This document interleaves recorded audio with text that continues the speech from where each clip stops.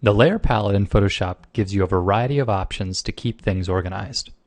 One thing that's often overlooked, though, is the ability to change a layer's color in the Layer Properties menu.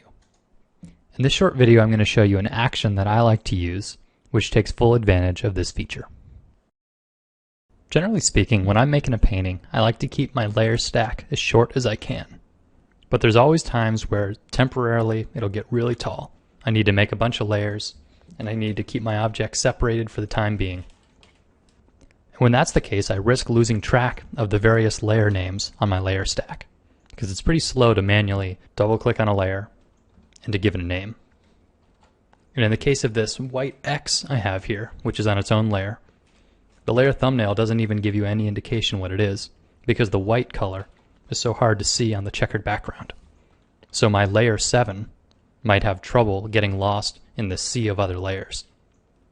And this can be especially dangerous if this layer were also hidden, but still a part of my document. If I wanted to, say, use it as a selection layer, I might have trouble finding it in a big layer stack. So to remember where that layer is in the stack, I like to change its layer color. Red's nice and eye-catching.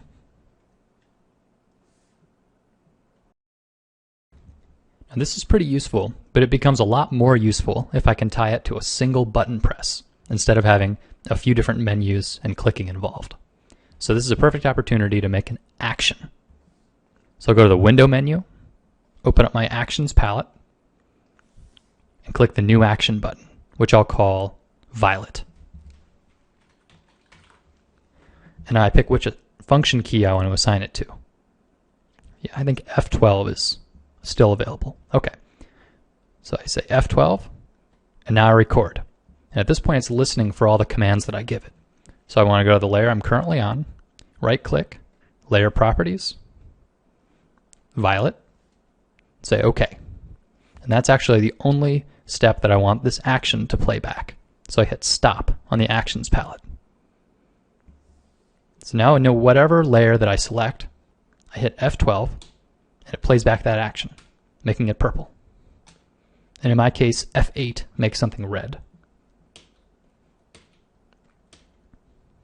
So you can see a single key press makes this action very useful and very quick to operate.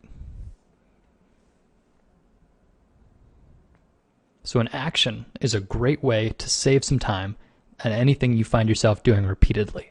So next time you're working in Photoshop, try and keep track of anything that you've done over and over and see if there's a way to automate that and attach it to a single button press. I think you'll like the results.